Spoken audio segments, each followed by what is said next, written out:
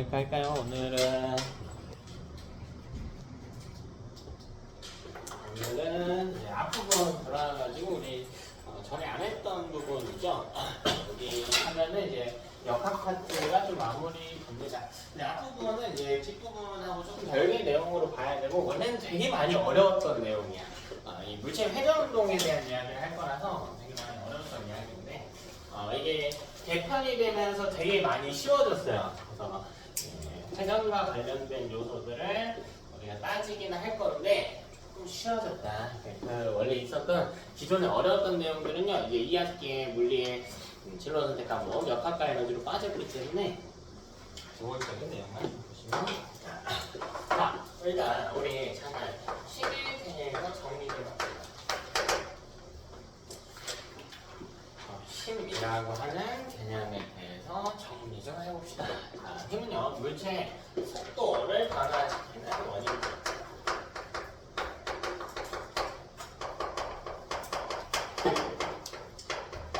자, 우리 이렇게 정리할 수가 있었죠. 간단하게만 한번 놓고 보면, 자, 이 힘은요, 방향이 같은 축에 위치할 거예요. 같은 축상에서 합성이 가능했습니다. 같은 축상에서 합성이 가능했다. 자, 예를 들면 오른쪽으로 5N이고,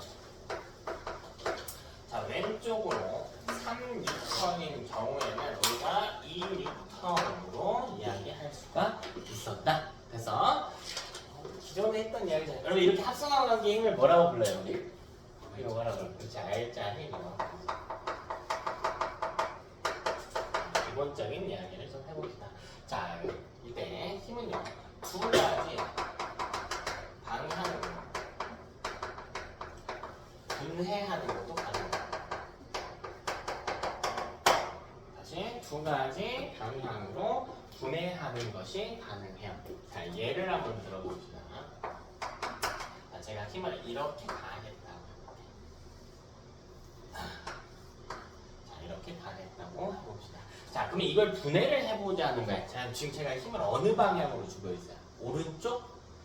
위로 주고 있지. 자, 우리가 두는 이 축은요, 사실 자기 마음대로 두면 되거든요. 근데 일단은 기본 상황을 좀 시뮬레이션 할 거라서 X축, Y축의 성분으로 이야기를 해봅시다. 그치? 그럼 지금 이렇게 힘을 가한 상태니까 이게 X축 성분으로는 오른쪽으로 가한 거고, Y축 성분으로는 어디로 가한 거야? 위로 이렇게 가한 거란 말이에요. 그래서 간단하게 우리 이 삼각형법을 한번 더 써볼게. 자, 요거 색깔도 좀 해볼게요. 요거 밑부분의 힘 더하기 오른쪽 방향의 힘입니다. 자, 그럼 이걸 어떻게 분해를 하냐면, 여기 힘이 있을 때 애랑 직각삼각형꼴을 이렇게 만들어줘. 자, 가상의 힘을 두는 겁니다. 근데 여기가 직각인 거야, 직각. 그래서 자, 그럼 이때 이 값을 세타라고 써봅시다. 세타. 자, 여기를 A라고 잡고요. 뒷변을 A라고 잡을게. 여기를 B라고 잡고 여기를 C라고 잡을게. 그래서 자, 그럼 이 Y축 방향의 힘은 우리가 뭐로 둘 수가 있냐면, A가 실제 가한 힘이라면 A 곱하기 사인이 아니고 코사인 C구나. 사인 세타는 사인 세타 이렇게 둘 수가 있단 말이야. 그렇지? 사인 기억나니? 사인 기억났나? 사인 세타는 뭐분의 뭐예요? 빗변분의 높이. 그치? 빗변분의 높이 이렇게 들어갑니다. 우리 빗변 지금 A로 놓은 거고 이걸 C로 놓은 거잖아. 여기다가 다시 A를 곱해주면 C가 된다고. 이거니까 사인 세타 곱하기 A를 해주면 C 값이 된다라는 거예요. 그래서 이렇게 길이를 따질 수가 있다. 자, 이건 뭐예요?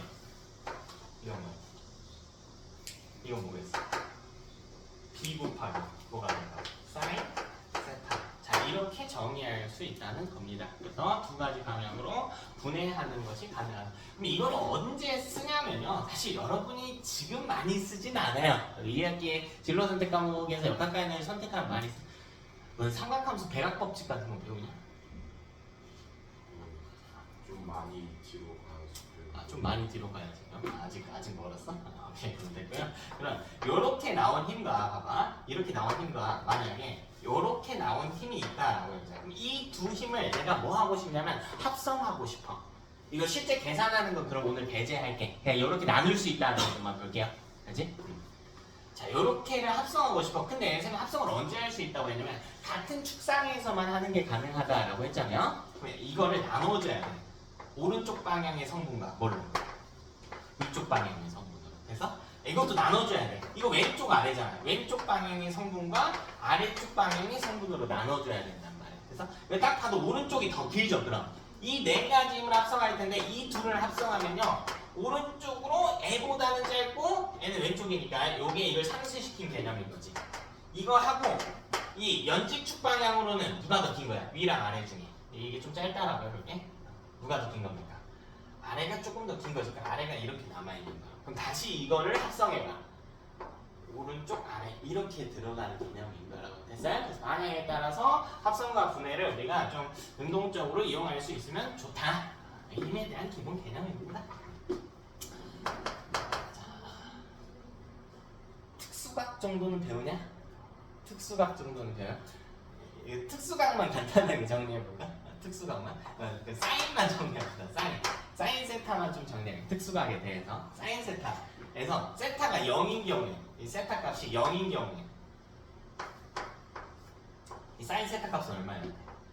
0이어야 되죠. 또 특수각 언제 따져야 돼? 30일 때 얼마? 2분의 1이다. 45일 때는 2분의 루트 2 그죠? 또 마지막 뭐 따져야 돼? 60일 때 그죠? 얼마? 2분의 루트 3 그 다음 마지막 90일 때 1이다. 요 정도만 좀 괜찮을까? 코사인까지 가면 어려울까? 코사인 뒤집으면 되죠? 네? 코사인 뒤집어가지고 특수가 일단 한 번 정도만 써놓게. 자, 그 다음으로 할 이야기는 뭐냐면 돌림 힘이에요. 자, 돌림 힘입니다. 자, 뒤에 힘이 들어가지만 자, 얘는 힘이 아니에요. 힘이 아닙니다. 자, 다시 얘는 힘이 아니야. 속도를 변화시키는 요인이 아닙니다. 자, 다시 여러분 돌림 힘은 힘이 아니에요. 이걸 인지하는 게 제일 중요해. 속도랑 상관없어요. 속도랑 상관없어요. 여러분 속도가 발생하면 그냥 일단 방향성 따지지 말고 속도 속력 같이 갑시다. 거리가 발생해야 되죠. 자, 돌림 힘은 뭐냐면 뭔가 고정되어 있는 물체가 있어. 축에 고정시켜놔. 제가 이 끝부분을 잡아놓을게요. 그리고 이걸 돌리기만 하는 거예요. 그래서 자, 그럼 여기를 이제 회전축이라고 이야기할 거거든. 회전축이 움직여요, 안 움직여요? 안 움직이지. 그럼 속력 변화 없는 거예요.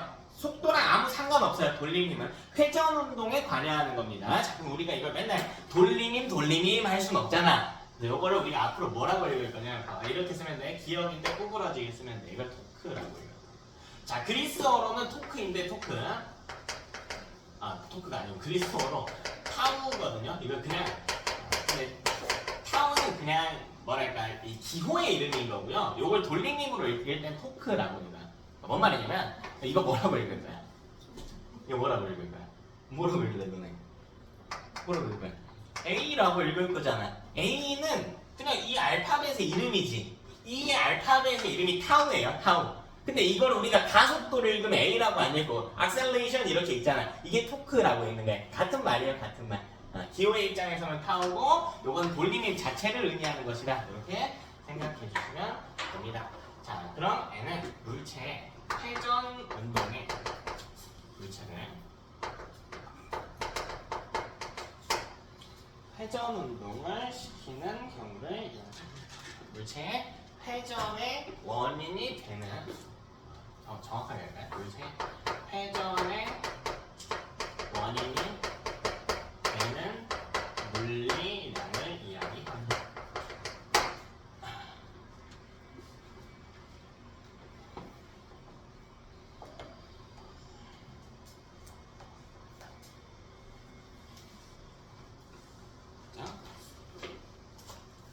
그럼 내가 언제 이 물체를 많이 회전시킬 수 있냐? 이게 토크가 크다라는 이야기인 거거든. 언제 이걸 쉽게 회전시킬 수 있냐?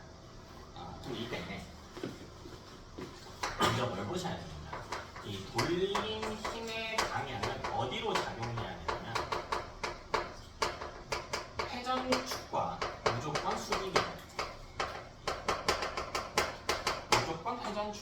수직이냐. 자, 어떤 문고리가 이렇게 있다. 우리가 이 문고리가 있으면 이걸 이렇게 내린다고 해요. 내린다고.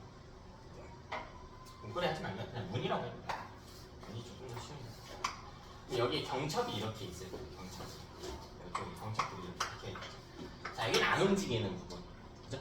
여기가 이렇게 움직이는 부분들일 거 아니야? 그러면 여기가 회전축이 되는 거야. 회전축. 움직이지 않는 부분을 회전축이라고 잡으면 돼. 됐어? 그러면 이 손잡이가 봐봐. 여러분 문 바로 옆에 회전축하고 매우 가깝다고 해볼게요. 여기에 있어요. 여기에 있어. 자, 제가 이 부분을 자꾸 당겨볼게요. 잘 다칠까 안 다칠까? 잘 안 다치죠. 돌림이 작다라는 겁니다. 토크가 작다. 근데 이 회전축하고 멀어져 볼까요? 같은 크기 힘을 주고 당기더라도 훨씬 더 어때? 잘 돌아가지. 그래서 토크는 일단 거리 값밖에 해요. 됐나? 방향 이야기 먼저 같이 하자. 우리의 토크의 크기는 일단 거리 곱하기입니다. 거리 곱하기.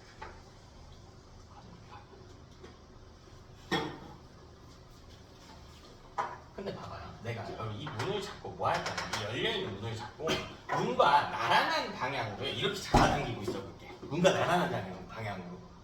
그러니까 이거는 이제 이쪽 이렇게 시계 반시계로 돌려야 되는 문인 건데 이걸 그냥 이 방향으로 잡아당기고 있어 볼게. 그럼 이게 돌아갑니까? 안 돌아가죠. 그럼 이 방향의 힘은 돌리는데 상관이 있어요? 없어요?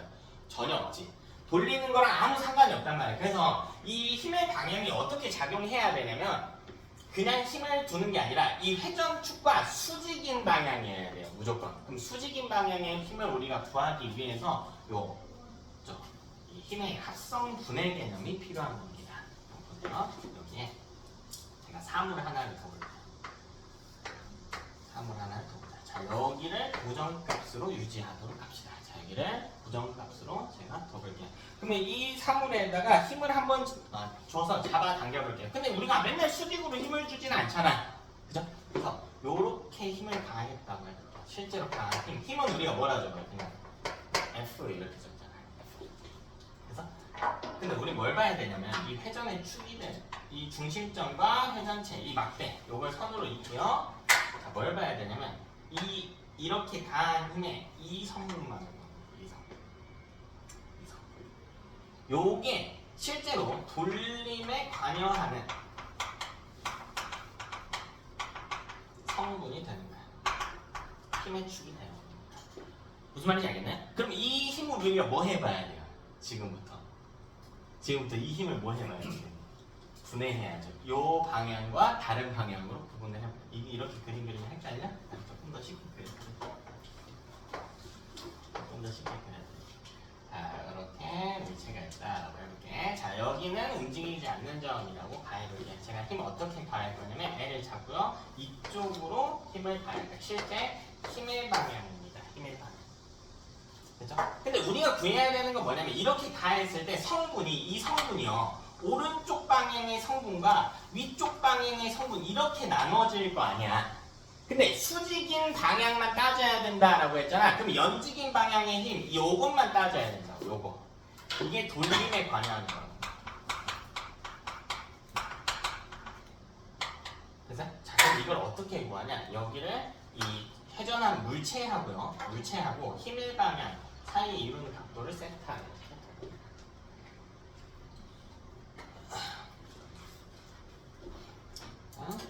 이렇게 힘과 회전하는 값을 세트로 이렇게 더보여요.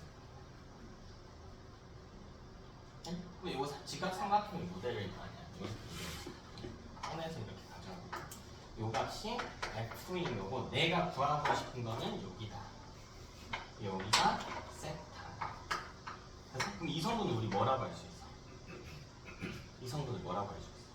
이 성분. 여기 길이 어떻게 갈 거야? F에다가 곱해주면 되잖아. 뭐 곱해주면 돼? 사인 세타 곱해주면 돼. 됐네? 혹은 여기를 반대로 여기를 잡을 수도 있겠지. 그러니까 각도를 잡는 건 여러 마음이에요. 만약 여기를 잡는다고 치면 여기를 세타 프라임으로 잡는다면 요 값은 F 곱하기 코사인 세타 프라임 요렇게 들어가요. 그죠? 오케이. 보통 이제 이 축하고 회전하는 물체의 축하고 힘 사이의 각도를 잡는 게 훨씬 쉽겠죠? 그래서 여기를 기준으로 잡을 거야. 회전하는 물체하고 실제 가해진 힘의 방향. 그래서 요거에 곱하기 거리 곱하기 사인 세타 값이다. 이렇게 정해요.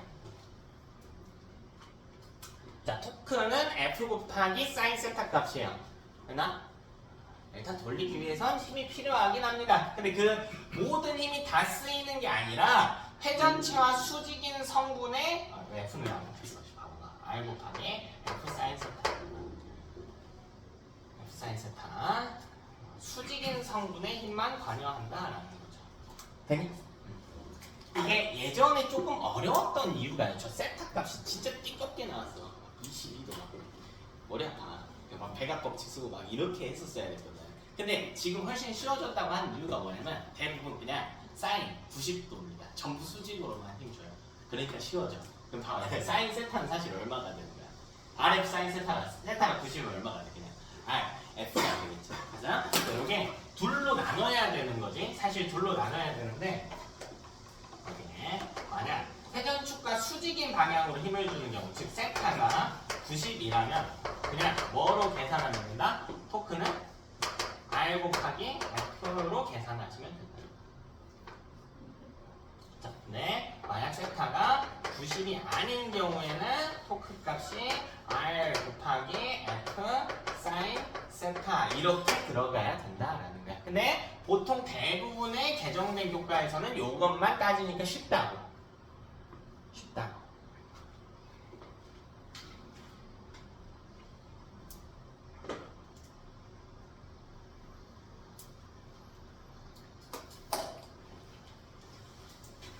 그죠?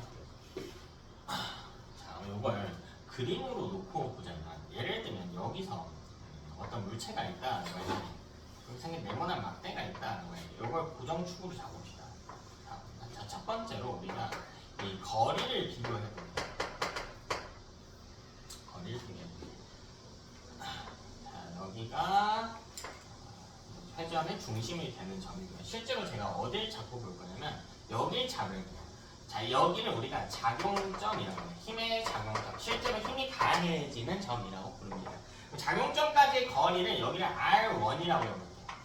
여기가 같은 크기의 F를 가했을 때 하고요. 두 번째, 이게 조금 막대가 길어졌다라고 해봅시다.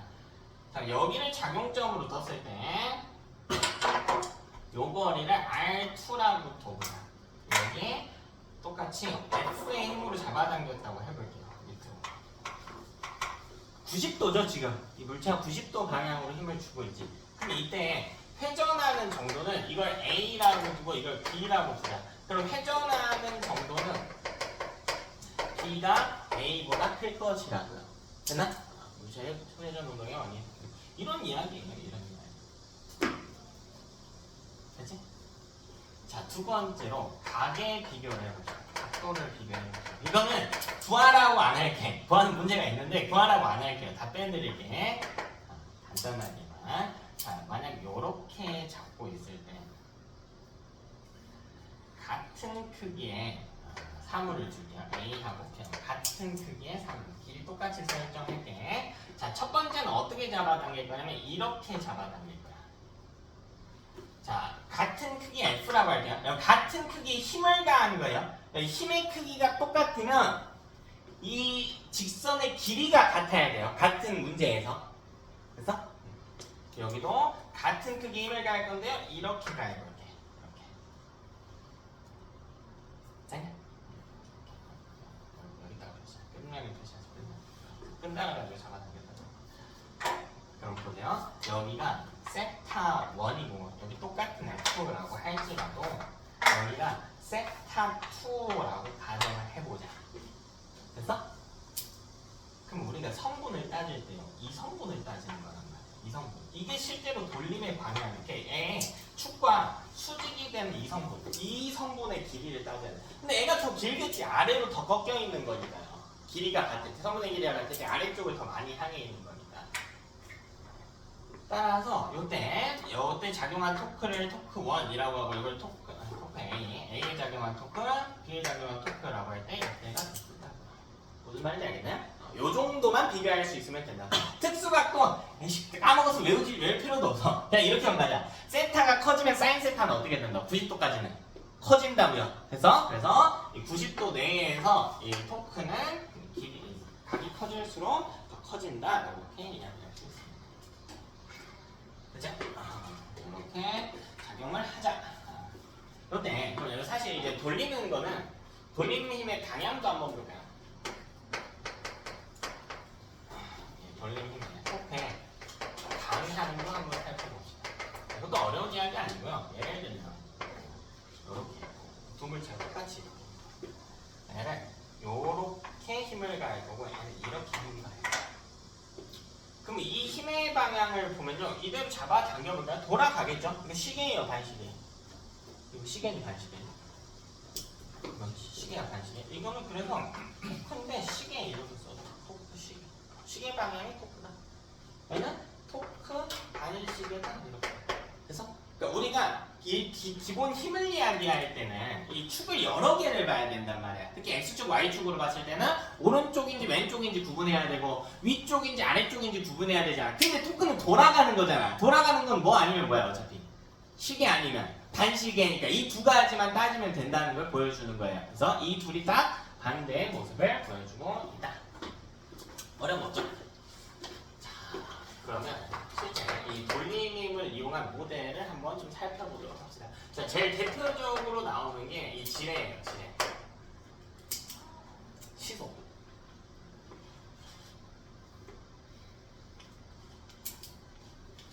그러면 자, 여기에 이걸 받치고 있는 막대가 하나 있고요.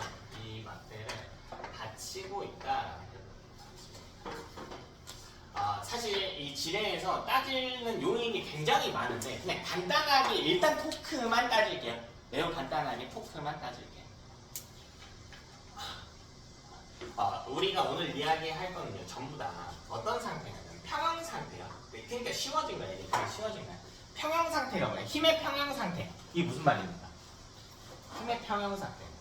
속도가 변하지 않는 상태예요. 자, 힘하고 돌림 힘은 다르다고 했잖아요. 이따가 이야기할 건데 돌림 힘의 평형 상태라고 하면 이건 뭐가?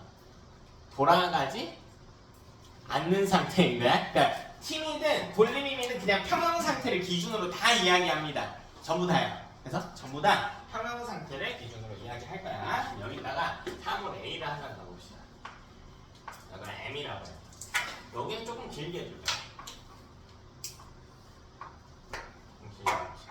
자, 여기는 사물의 질량은 라지 M이라고 이야기를 해볼게요. 자, 여기 거리를요 RA라고 두고요. 여기 거리를 RB 이렇게 볼게요. 자, 전부 평형 상태 기준입니다. 평형 상태 움직이지 않아요. 그럼 토크의 합이 얼마가 돼야 돼요? 0이 돼야 된다고. 그럼 여기서 계산을 하는 거야. 근데 이 사물이 무슨 힘을 작용하냐면 원래 딱 중앙에 있어야 되니까 세모가 딱 이거 위치 조금만 바꿀게. 이거 미끄러져. 딱 가운데 있다고 할게. 딱 가운데 있다라고 하고 여기 RB가 L을 좀 가깝게 놓을게.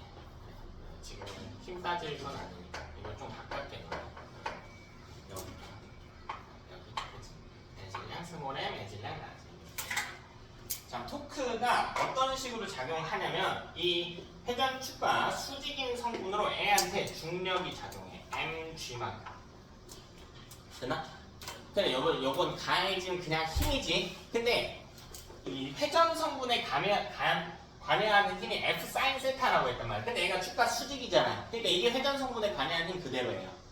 되니? 그럼 A 입장에서 보자. A 입장에서는 라지 mg만큼의 힘을 가한단 말이야. 근데 이건 힘이라고. 다시 이건 뭐라고요, 여러분? 이건 뭐야? 힘이야, 힘. 그래서 이건 돌림 힘이 아니고 그냥 힘입니다, 힘. 근데 우리가 구해야 될 건 돌림 힘의 평형을 구해요. 돌림 힘은 뭐 어떻게 구하는데요? 자, 먼저 둘로 나눠서 볼게요. 자, 시계 방향으로 작용하는 거. 자, N은요. 이 mg에 의해서 요 방향으로 돌아가게 하겠죠. 얘는 반시계 방향으로 돌게 하는 힘인 거고 M은 요렇게 돌게 하는 거잖아. 시계 방향으로 돌게 하는 거야. 그러면 시계 방향으로 반향하는 돌림 힘은 공식만 쓰면 돼. RB 곱하기 라지 MG 이거인 거야. 그래서 거리 곱하기 F 사인 세타잖아. 근데 사인 세타 90도인 게 거의 대부분의 문제라고요. 오늘 다 그냥 90도만 할게.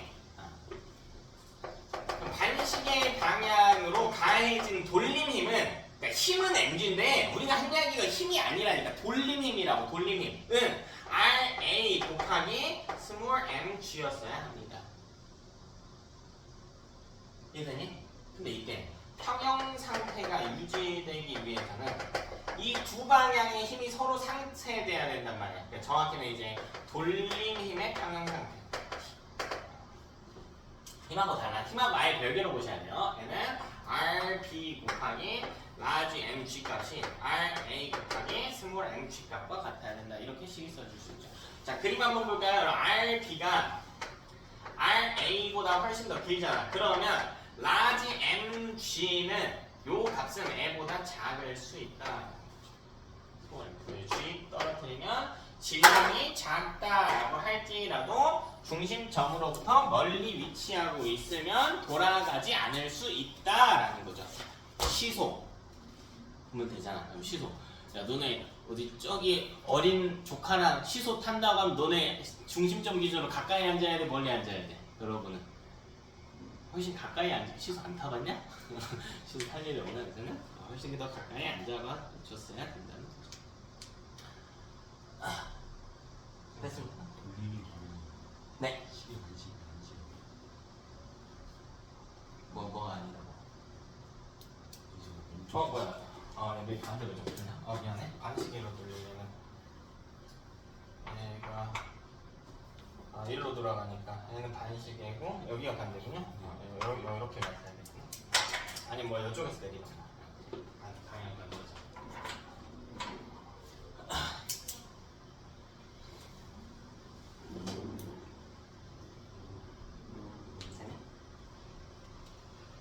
그럼 봐봐. 이게 결국 거리가 가까울수록 적은 힘으로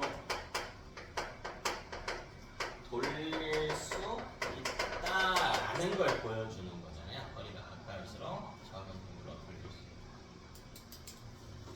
가까울수록이 아니라 멀수록, 거리가 멀수록 적은 힘으로 돌릴 수 있다. 그래서 이걸 사용하는 게 뭐냐면 보통 예를 들면 저렇게 지뢰 형태로 쓸 수 있는 게 병따개. 이거 한번 봐보자. 병따개 병이 이렇게 있다. 병이 이렇게 있다. 그럼 여기에 오프너가 꽂혀야 될 거 아니야. 이렇게 오프너가 꽂히겠지. 자, 이때 이걸 움직였다고 생각해보세요. 그럼 좌표가 고정되어 있는 건 어디냐면 여기 따는 부분이에요. 손잡이 부분은 돌아가지. 손잡이 부분 돌아가고 얘는 거의 제자리에 있단 말이야. 거의 제자리에 있지. 그럼 봐봐. 이 거리가 여기로부터 이 거리 R이 길수록 편하게 딸 수 있다. 그래서 병따개가 길수록 편하게 딸 수 있다. 병따개 좀 따기 힘들 거 아니야. 그 이유가 여기에 있다는 겁니다.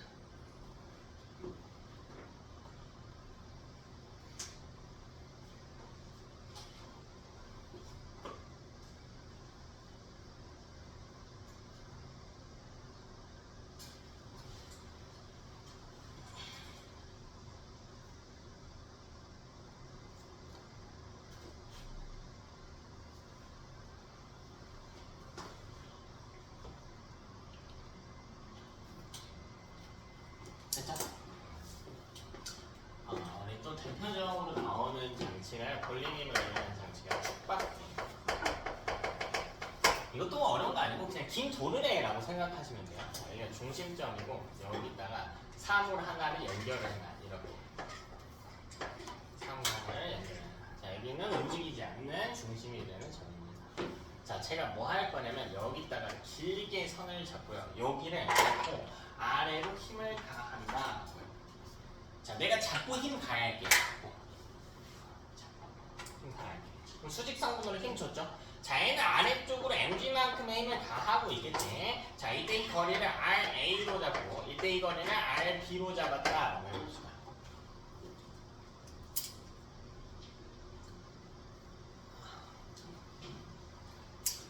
됐나? F도 똑같다니까. 결국 돌림인 평형관계를 생각하면 RA 곱하기 F 값. F 원래 정확히 여기 사인 세타인데 사인 90도니까 1. 그치? RA 곱하기 F 값이 RB 곱하기 MG 값과 같아야 된다. 이걸 이야기하는 겁니다. 그래서? 그럼 내가 이 사물을 들어 올리려고 해. 그러니까 들어 올리지 않고 그래 좋아요. 떨어지지 않게만이라도 하려고 해봅시다. 그럼 내가 가해준 힘의 크기는 F와 이 MG와 이 돌린 힘의 크기는 이 MG가 RB 곱하기 MG가 이 둘이 서로 같아야 된단 말이야. 그러면 RA가 커질수록 작은 F로도 사물을 평형 상태로 만들 수 있다는 겁니다. 평형 상태로 만드는 실제로는 어떻게 쓰냐면 저번 주에 했던 이야기인데요. 들어 올릴 수 있다는 거지. 들어 올릴 수 있다. 이게 떨어지려는 힘이요. 이 돌림의 성분이 한 100 정도의 크기를 가진다고 해봅시다. 그럼 우리 반대쪽에서 버티는 힘도 얼마나 줘야 돼? 100 줘야 되는 이게 평형 상태지. 근데 여러분 들어 올리려면 100보다 어느 정도 힘을 줘야 돼? 조금은 큰 힘을 줘야 된다라고 해. 100.000000001 그치? 근데 그렇게 쓰면 어차피 조금 큰 거니까 미세하게 큰 거니까 100과 어떤 거라고 해서 완전히 똑같은 거라고 했잖아. 그치? 그래서 결국 예, 평형 상태를 유지할 수 있다는 건 적은 힘으로 평형 상태를 유지할 수 있다는 건 물체를 쉽게 들어 올릴 수 있다라는 걸 이야기합니다. 이게 축박기의 원리입니다.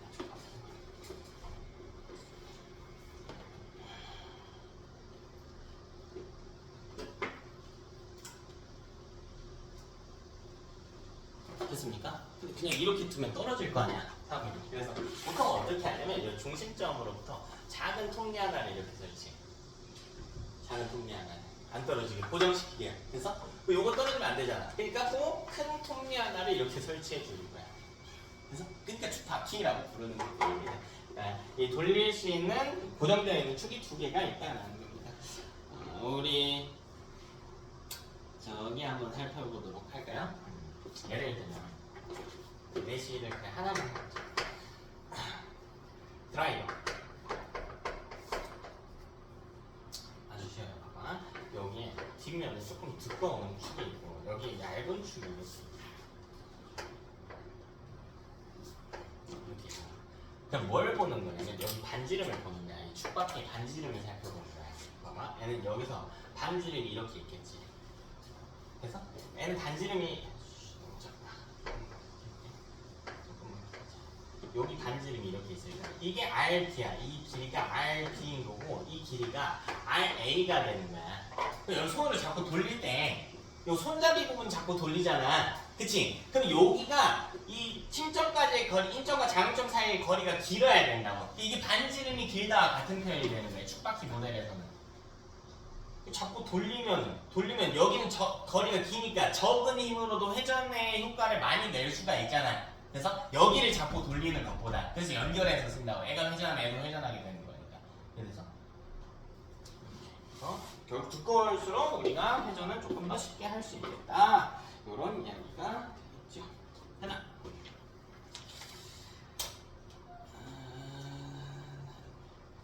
됐고요. 우리 교재 12쪽 한번 펴가지고 예제 한번 풀면서 간단하게 점검하고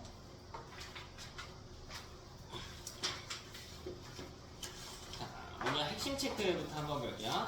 한 물체에 여러 힘이 동시에 작용할 때 이 힘들과 같은 효과를 내는 하나의 힘. 자, 이게 어려운 말이 아니라 여러 힘이 동시에 작용할 때 이 힘들을 합성해 놔서 내는 힘, 이걸 알짜 힘이라고 부르는 겁니다.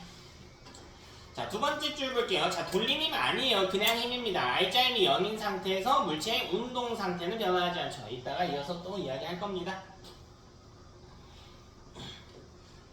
자, 세 번째, 회전하는 원이든 물리량 돌림 힘이라고 부른다. 정확하게는 RF 사인 세타로 구해야 되지만 세타가 보통 90도인 문제만 출제되니까 RF로 구해도 상관은 없다. 됐죠? 자, 네 번째, 이 회전하는 팔의 길이. 이게 무슨 말이냐면 여기 길이에요. 여기 길이. 이 회전하는 팔의 길이. 그래서 이 길이가 길다라고 하는 건 결국 R 값이 커진다는 이야기입니다. 그래서 토크는 R 값과 비례하거든요. 그죠? 그래서 더 잘 회전할 수가 있다. 잘 회전할 수가 있다. 자, 회전팔의 수직인 힘의 크기, 그게 F 사인 세타. 그죠? 그게 F 사인 세타랑도 비례한다. 토크는 R과도 비례하고 F 사인 세타와도 비례한다. 됐지? 자, 수평을 이루는 지뢰에서 누르는 힘과 물체의 무게가 지뢰에 작용하는 돌림 힘은 서로 크기는 같아야 됩니다. 크기는 같아요. 평형 상태를 항상 기준으로 두기 때문에 크기는 같아. 근데 방향은 반대다. 한 놈은 시계로 가야 되고 한 놈은 반시계로 가야줘야 된다. 됐지? 자, 이때 지뢰와 같은 원리로 돌림을 얻는 장치가 있다. 이걸 축바퀴라고 부릅니다. 이때 큰 바퀴의 반지름, 여기 축바퀴의 반지름은 회전팔의 길이의 개념이야. 그래서 이제 축바퀴의 반지름은 회전팔의 길이의 개념입니다. 회전팔의 길이의 개념입니다. 큰 바퀴의 반지름이 작은 바퀴의 반지름보다 클수록, 이 둘의 차이가 클수록 작은 힘으로 물체를 움직일 수 있다. 그럼 우리는 항상 작은 바퀴 쪽에 힘줘야 돼? 큰 바퀴 쪽에 힘줘야 돼? 작은 바퀴 쪽, 아니 큰 바퀴 쪽에 힘줘야겠죠. 우리는 보통 여기다가 두겠지. 이렇게 만들겠지. 사람이 힘을 가하는 쪽에 축바퀴의 반지름 길게 만들겠죠. 짧은 쪽에 물체를 배달할 것이고. 자, 밑에 알자임 계산은 가는 너무 쉽다, 그죠? 같은 방향이고 같은 축이 있으니까 7N. 나는 왼쪽으로 3, 오른쪽으로 4니까 1N의 압력이 발생하고 있다. 자, 2번. 알자임은 한 물체에 적용한 모든 힘의 압력이래. 그쵸? 모든 힘의 압력. 그래서 우리 아까 이야기했던 게 방향이 아예 다르더라도 이 성분을 분해하고 다시 합성하면 전부 다 더할 수 있어요. 전부 다 더할 수 있습니다. 자, 2번. 운동 방향으로 알자임이 작용하면 물체 속력이 빨라진다. 이거는 우리 기본 역학 내용이죠. 힘의 방향과 운동 방향이 같다면 속력이 증가할 것이다. 3번. 운동 방향에 수직으로 힘이 작용하면 물체의 운동 방향과 속력이 모두 변한다. 이것도 전에 했던 이야기는 물체의 속력을 변화시킨다. 그냥 빨라진다 아니면 느려진다죠. 그럼 빨라지려면 어떻게 해야 돼? 어떤 방향으로? 같은 방향으로 움직여야 돼. 그래서 느려지려면 반대의 방향으로. 그래서 자, 수직인 것은 이 같은 방향도 아니고 반대 방향도 아니기 때문에 관여하지 않습니다. 속력이 변화하지 않아요. 자, 수직으로 작용하는 힘 F 사인 세타입니다. 이 F 사인 세타는 속력 변화에 관여하지 않고요. 돌리는 데 관여합니다. 회전 운동에 관여합니다. 이제 힘이 작용하면 속력은 안 변합니다. 운동 방향은 변하지만. 자, 4번. 물체의 작용 알자임이 0이면 물체는 등속도 운동을 한다. 그죠? 등속도 운동을 하거나 정지하죠. 자, 3번. 그러면 한 물체 F 구하면 알지? 근데 문제에서 뭐라고 되어 있냐면 나란히 작용해서 정지해 있는이 중요한 거라고 해서 정지가 아니라 정지해 있는. 이게 무슨 말이야? 가속도의 크기가 얼마다? 0이다. 즉 알자임의 크기도 0이어야 된다. 왜? A는 n분의 F니까 A가 0이면 F도 0이었어야 된다. 이 이야기하고 있습니다. 자, 4번 볼게요. 막대 한쪽 끝을 회전축에다가 고정했고 회전축으로부터 0.2m의 회전팔 길이를 갖고 있는 지점에 5N으로 힘을 작용시키고 있다. 이때 돌림힘의 크기 구해라. R, F 사인 세타. 근데 90도죠? 그냥 F값 그대로 곱해주시면 된다고요. R 곱하기 0.2 곱하기 5 해주면 1 나옵니다. 그죠? 자, 밑에 5번 볼게. 회전판의 길이는 물체 중심으로부터 힘이 작용하는 지점이다. 아니지. 중심이 아니라 회전축으로. 중심이 아니라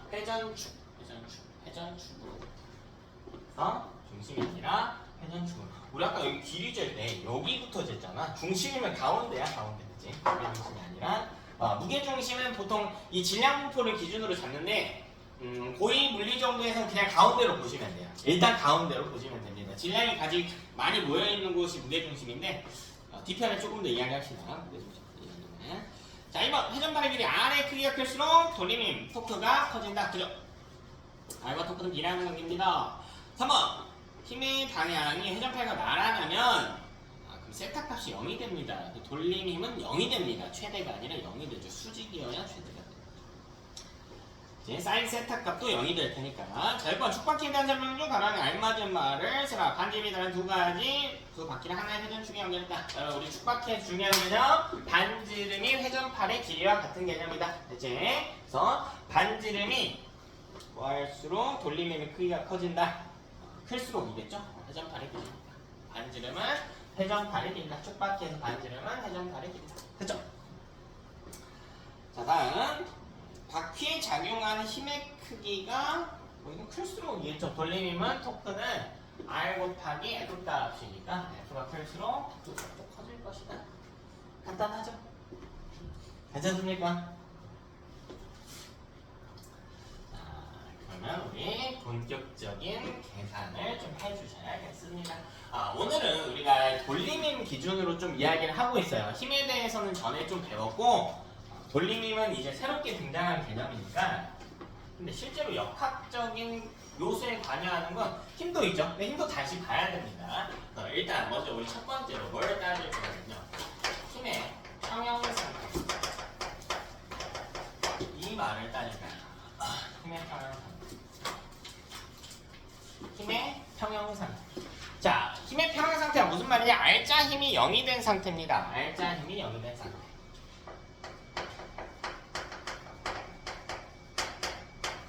알짜 힘이 0이 된 상태. 자, 그럼 이때 무슨 일이 발생하게 되냐면 물체의 속도가 변화하지 않는다.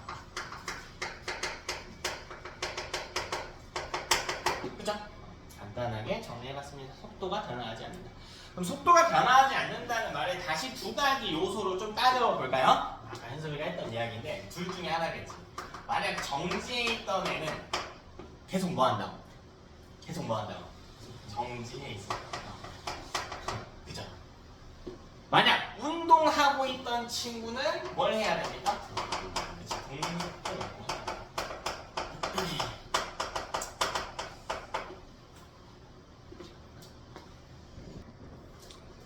이제 자, 두 번째로 돌림힘의 평형에 대한 이야기예요.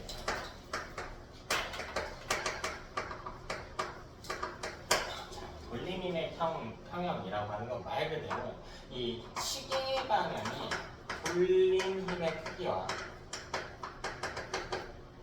하고 반시계 방향의 돌림힘 크기가 같다. 이게 돌림힘의 평형 상태가 됩니다. 쉽게 이야기하면 그냥 돌림힘의 합이 0이다. 그 돌림힘의 합은 알짜 힘이라고 이야기하진 않아요. 그건 힘의 함량인 거고. 그럼 이때는 무슨 일이 일어나냐면 물체가 회전하지 않는 일이 일어납니다. 회전하지 않는 일이.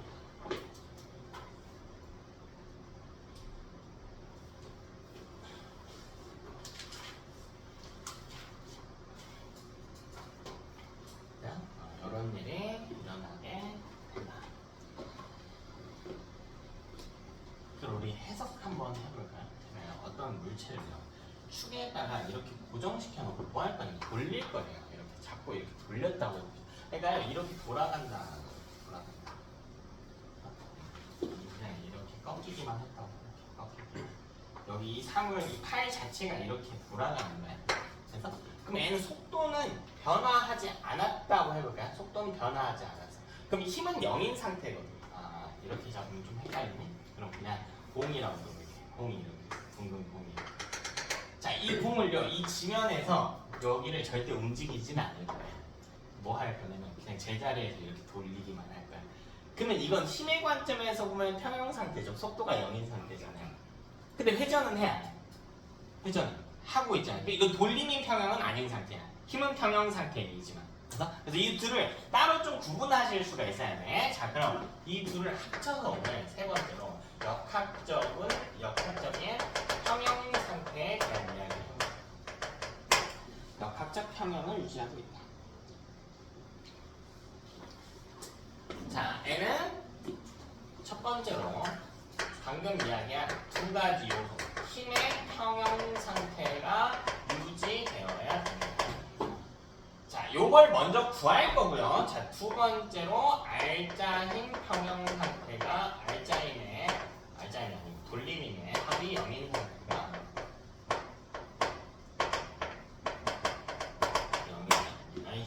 유지된다는 건 쉽게 얘기하면 알자 힘이 0이라는 거지. 알자 힘이 0이어야 되고 돌림힘의 합이 0이어야 된다.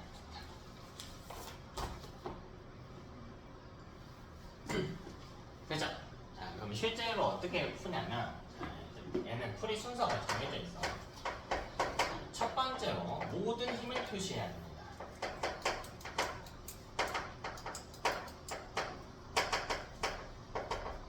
다시 모든 힘을 표시합니다. 자, 돌림이 아니고요. 그냥 힘 표시한다고. 힘 표시. 그래서 자, 이걸 토대로 알자 힘이 0인 지점을 구해야 됩니다. 알자 힘이 0인 관계를 구해야 됩니다. 자, 두 번째로 뭐 하냐면 당연히 돌림을 구하라는 거 아닌가요? 돌림을 구할 건데 중요한 게 있어. 자, 이때 회전의 중심축을 정해주는 겁니다. 자, 회전축을 정해주는 겁니다.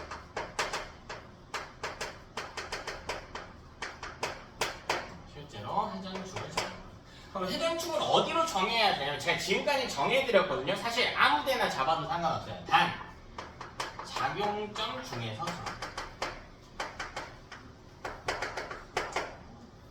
작용점 중에서 정해주셔야 됩니다.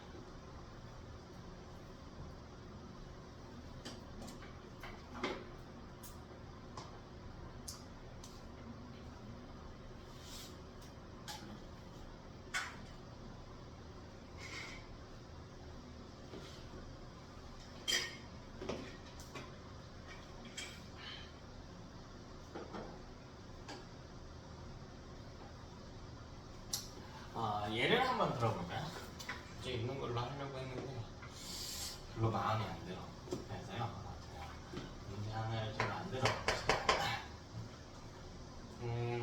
막대기 하나 설치할게요. 지뢰 모델로 볼게요. 실제로 지뢰는 이렇게 풀진 않아요. 이건 너무 간단한 내용이고 그냥 원리만 보여드리는 거고요. 지뢰 여기 살짝 왼쪽으로 치우치게 받침점을 설치할게요. 받침점을 설치.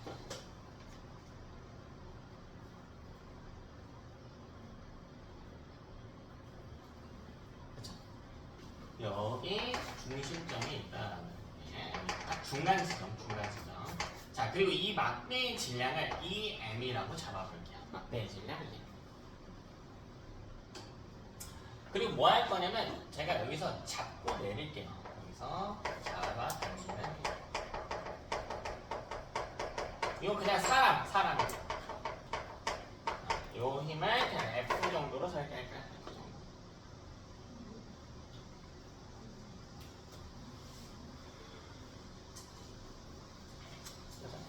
그리고 이 받침점 왼쪽에 3을 있어야겠지. 3을 찔려면 그냥 3M 정도로 놓을까요?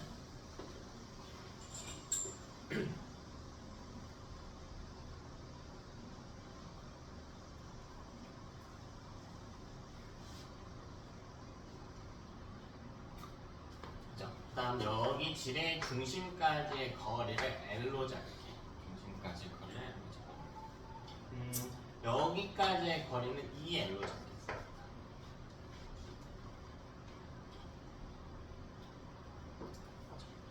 그 다음 여기 잡아당기는 힘 여기까지 이 거리는 3L로 놓도록 하겠습니다. 3L. 뭐 끝에 L씩 남았다고 합시다. 중심은 여기가 딱 중심 지점으로부터 양쪽에 각각 3L인 지점에서 힘을 다하고 있다. 됐습니까? 자, 그럼 우리가 첫 번째로 뭐 하라고 했냐면 제가 모든 힘을 표시하라라고 했단 말이야. 모든 다른 거 아니고요. 그냥 힘이요. 힘 표시해 볼까요? 무슨 힘이 있을까? 이 상황에서 무슨 힘이 있을까? 뭔 힘이 있을까? 돌림 힘 생각하지 마세요. 힘만 생각해. 힘 무슨 힘이 있을까? 그치, 중력 있겠지. 여기. 네, 여기. 그래서 얼마면? 3mg겠죠. 중력. 물체의 중력. 또 사람이 잡아당기는 힘. 여기 F라면. 이거 F라면. 자, 지금 저 힘만 표시하고 있어. 돌림힘 안 쓰고 있습니다. 그냥 알짱 영인 관계만 찾으려고 하는 거예요. 됐나? 자, 다시 여기 이 질의 시소의 요 발판의 무게, 요 판의 무게, 요거 얼마야? 2m이죠.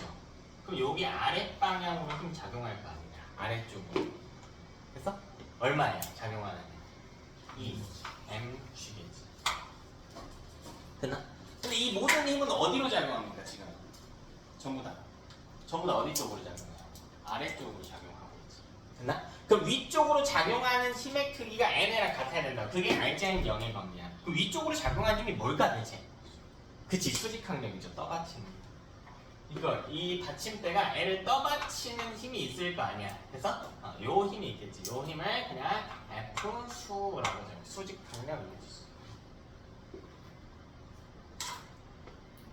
이 수직항력이라는 힘을 직접적으로 알 필요는 없다고 해서 그냥 떠받치는 힘이 있다고. 떠받치는 힘. 그럼 첫 번째로 우리가 알자 힘을 보면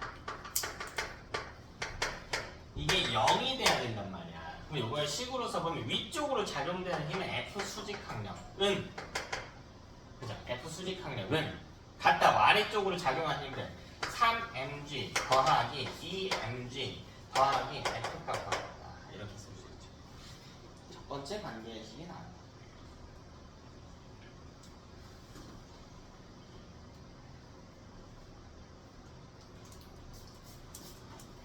ML을 지면에서 떠받치는 수직항력, 지면에서 떠받치는 수직항력. 자, 그 다음으로 회전축을 딱 정해야 됩니다. 회전축을 정하는데 어디 중에 정하라고 했냐면 제가 힘이 작용하는 그 지점들 중에 하나로 정하라고 했어. 아무데나 해봅시다. 아무데나. 여기를 기준으로 정해보자. 여기를 기준으로 정해볼까? 여기 지점을 우리가 A, B, C, D 이렇게 놓을게요. 그럼 두 번째로 회전축을 너네 마음대로 잡으면 된다고 해서 B로 지정해서 계산을 해봅시다. 회전축을 정하게 되면 왜 이 작용점 중에 하나를 정하면 좋은 이유가 뭐냐면요. 결국 우리가 회전힘 토크를 쓸 때는 RF 이렇게 구하잖아. 사인 세타 다 90이니까 세타 90도니까, 그치? 봐봐, 이 중에 하나로 작용해. 작용점하고 이 지점 작용점이 회전축이 돼버리면 이 R 값이 얼마가 돼? 여기에 대해서는 0이 되잖아. 그러니까 힘 하나를 배제할 수가 있어요. 그래서 그러니까 식이 훨씬 더 간단해지죠. 그럼 요거 볼까? 이 힘이 회전에 관여하는 정도. 네, 이거는 식이야, 반식이야? 이건 얘에 의해서 돌아가려고 하는 반식이죠. 그래서 요거는 여기 회전축일 때 요거는 시계죠. 요거는 시계죠. 봐봐, 이게 돌림힘의 관점에서 보면 서로 반대 방향이란 말이야. 힘의 관점에서 보면 같은 방향이지만 요걸 이해해 주시면. 그럼 이때 토크 시계 방향들을 정리해 볼까요? 토크 시계 방향 EMG 더하기 F입니다. EMG 더하기 EMG가 아니고 곱해줘야죠. EMG 곱하기 여기 기준점이니까 여기 L. 여기다 L 곱해줘야지. 회전축으로 곱해. 더하기 요거. 여기는 거리가 4L이란 말이죠. 네, 가해지는 F니까 F 곱하기 4L. 이렇게씩 써준다. 됐나?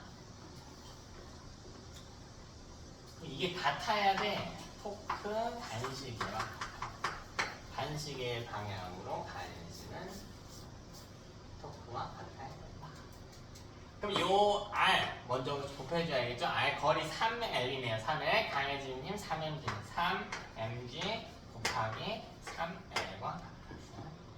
이렇게 식 쓸 수 있다.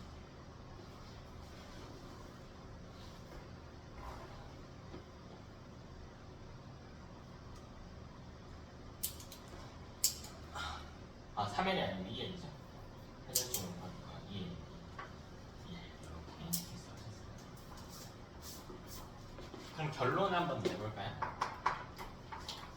이 둘이 같아야 되잖아. 그럼 여기 2mgl이고 여기 6mgl이지. 넘겨주면 4mgl일 거 아니야. 그러니까 f 곱하기 4l이 4mgl이다. 이런 결과가 달하겠지. 따라서 f는 뭐와 같아야 돼? 그냥 mg와 같았어야 된다. 아, 내가 야를 안 돌아가기 위해서는 그냥 꼴랑 mg만큼만 힘주면 되는구나 라는 거죠. 되니? 그럼 다시 해보자. 여기다가 대입. 결론. F 수직항 거. 이 힘은 얼마예요? 이 힘은 얼마예요? 얼마예요? 6 mg였어요. 됐나? n 하면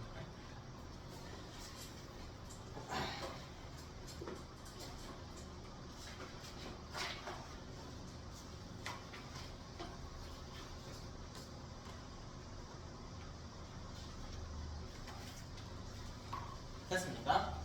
근데 이게 꼭 B로 잡을 필요가 없어요. 여러분 마음대로 잡으시면 돼요.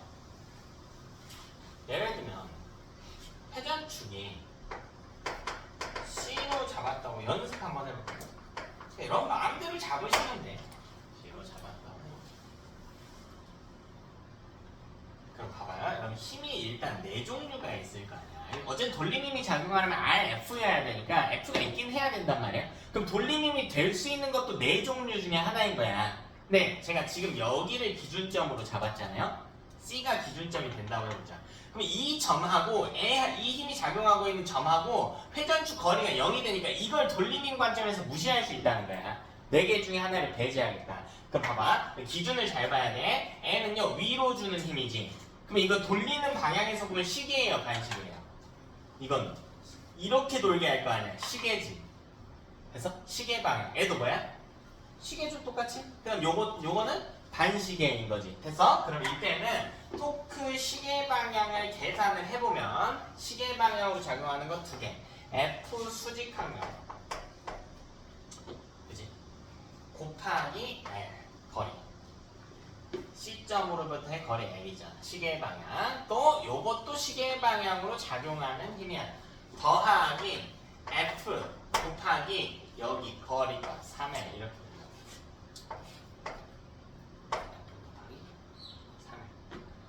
그럼 토크 반시계 이것도 구해볼까요? 토크 반시계 똑밖에 없잖아. 근데 이 뒤에 곱해지는 숫자가 3mg 곱하기 여기가 회전축이 되면 회전팔의 길이가 3L이 되는 거거든요. 됐나? 그러니까 3mg 곱하기 3L을 봅시다. 이게 같다.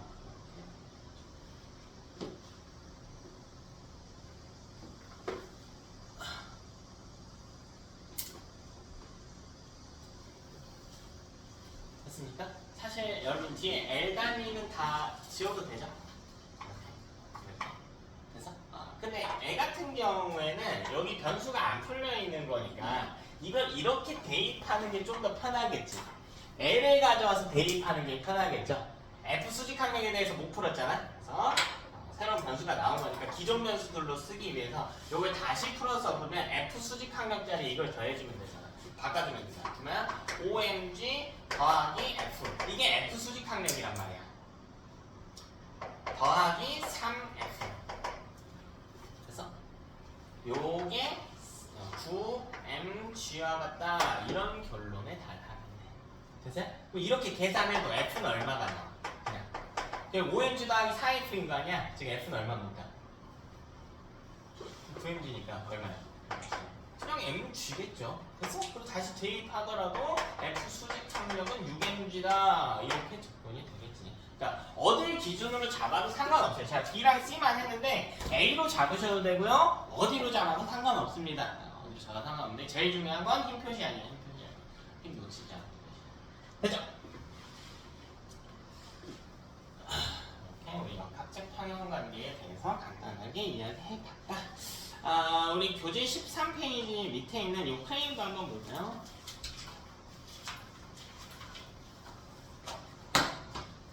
여기 이제 같은 방식으로 푼 거거든요. 같은 방식으로 푼 건데 보면은 프레임 나와 있고요. 이것도 똑같아요. 결국 여기 받침점이 있고 여기 얘가 간단한 문제야. 여기 사물들이 이렇게 달려있고 왼쪽에 있는 애의 질량을 라지 m으로 놓고 오른쪽에 있는 애의 질량을 스몰 m으로 놨대. 그러면 얘도 똑같이 풀면 힘 표시하는 거죠. A에 의한 중력 라지 mg.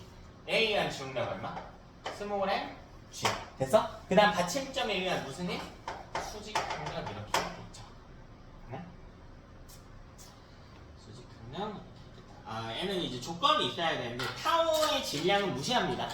타워의 질량을 무시한다라는 조건이 있어. 얘는 조건을 따져. 이 자체에 여기 이 막대 자체의 질량을 빼는 거예요. 무시한다. 여기 좀 더 복잡한 문제예요. 그래서 얘도 마찬가지. 첫 번째로 라지 mg 더하기 스몰 mg. 요 값이 수직 항력과 같아요. 그치? 뭐 이렇게 썼을 거 아니야. 그 다음 볼리밍 관점에서 보자는 거죠. 여기 A, B, C 이렇게 놨을 때 이 양반은 어디를 받침점으로 잡았냐, 받침점을 회전축으로 하겠대. 여기를 회전축으로 하겠대. 됐나?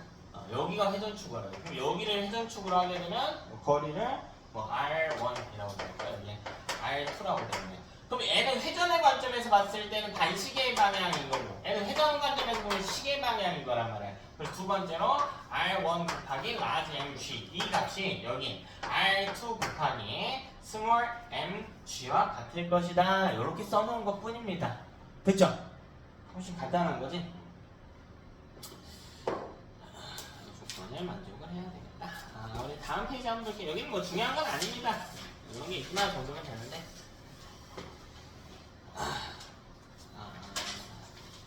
구조물의 안정성에 대한 이야기가 나와 있습니다.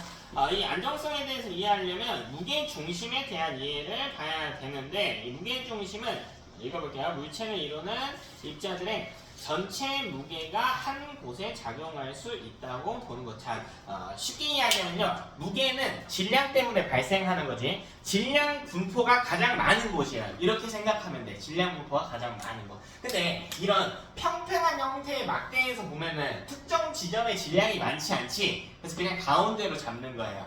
근데 이 그림에 나와 있는 야구 빠따 봐봐.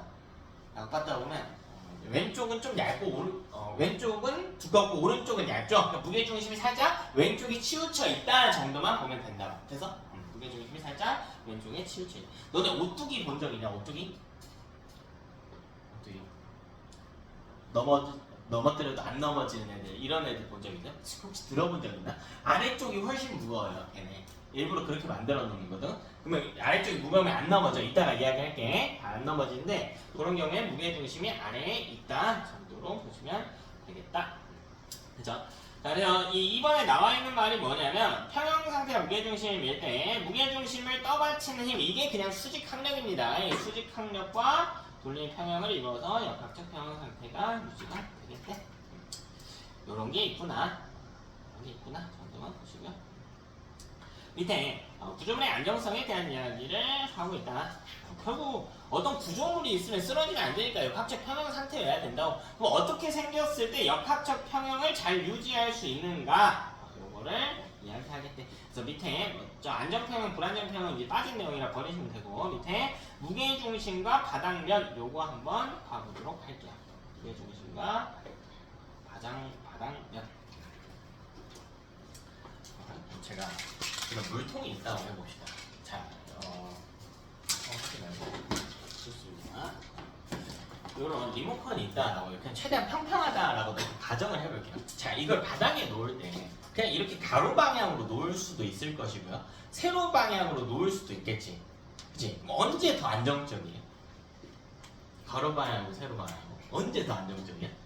가로 방향으로 놨을 때 훨씬 더 안정적이지. 그 이유에 대해서 설명을 해주는 거라고. 그 이유에 대해서. 보니까요, 말이 좀 안 예쁜데요. 부가 설명을 해드릴게요.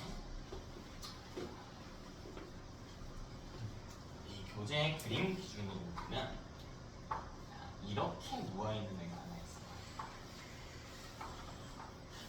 이렇게 누워있는 거. 무게중심이 어쨌고 그게 중요한 게 아니라 사실 반대네. 그냥 하자. 이렇게 누워있는 애가 조금 더 높일게요. 보기 좋으라고. 한 입에. 네, 그럼 질량 분포가 가운데 이렇게 있겠죠? 이렇게 있었는데 이 사물이 들려 있을 때 작용하는 힘은 뭐밖에 없습니까? 결국 작용하는 힘 뭐밖에 없나? 얘한테 작용하는 힘이 뭐밖에 없어? 결국 중력밖에 없잖아. 중력밖에 없으니까. 그럼 중력이 이렇게 작용을 한단 말이야. 다음에 이게 돈다고 생각해 보세요. 변하지 않는 점은 어디냐면 여기예요. 여기입니다. 그치? 여기가 회전축이 되겠지. 이 지점을 기준 여기 박아놓고 돌리는 거지. 물론 이제 중간 바닥에서 더 못 돌겠지만 바닥 없다고 생각한다면, 그러니까 여기가 이제 회전축이 되는 상황입니다. 그럼 우리는 뭘 구해야 되냐면 이 중력이 작용한다라고 할 때, 중력이 이렇게 작용한다라고 할 때 좀 내려서 그릴게요. 안 보일 테니까. 이 중력이 작용한다라고 할 때 이 힘을요 분해해야 됩니다. 어떻게 분해해야 되냐? 이 힘을요 요 방향과 요 방향으로 분리해야지. 그리고 우리한테 중요한 건 이거지. 이거지. 왜? 회전팔과 수직인 방향이어야 된단 말이야. 이 힘이 중요한 거야. 그러니까 연직인 거를 오히려 연직이 아니게 분해해지. 왜 이렇게 분해하나요? 회전팔과 수직인 성분을 봐야 돼. 어쩔 수 없이. 그래서 이렇게 분해해야 돼. 그럼 나머지는 오른쪽 아래겠죠. 오른쪽 아래. 이렇게 분해를 해야 돼. 그럼 봐봐. 이게 만약에 이렇게 기울어져 있다고 더 많이 기울어져. 거의 세워놨네. 훨씬 더 불안정하단 말이에요. 이때는 여기가 이제 중심축이 될 거고 중력이 똑같은 크기로 작용한다고 해요. 근데요, 요 중력을 분해해보면 L로 분해가 된단 말이야. 상이해되니? 그럼 이 두 상황에서 애가 회전팔과 수직인 성분이잖아. 이렇게 수직인 성분이 주어지게. 그래서 수직인 성분의 힘의 길이가 달라지기 때문에 저기가 역학적인 안정 상태가 달라질 수 있다 정도로 보시면 되겠습니다.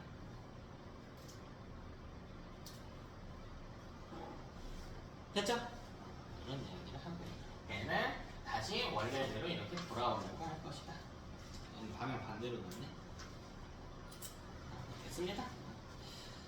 그 위에 그림도 마찬가지입니다. 가나 다의 그림이 나와 있을 때 바닥이 넓고 무게중심이 낮을수록 더 큰 닭으로 기울어져도 안정돼.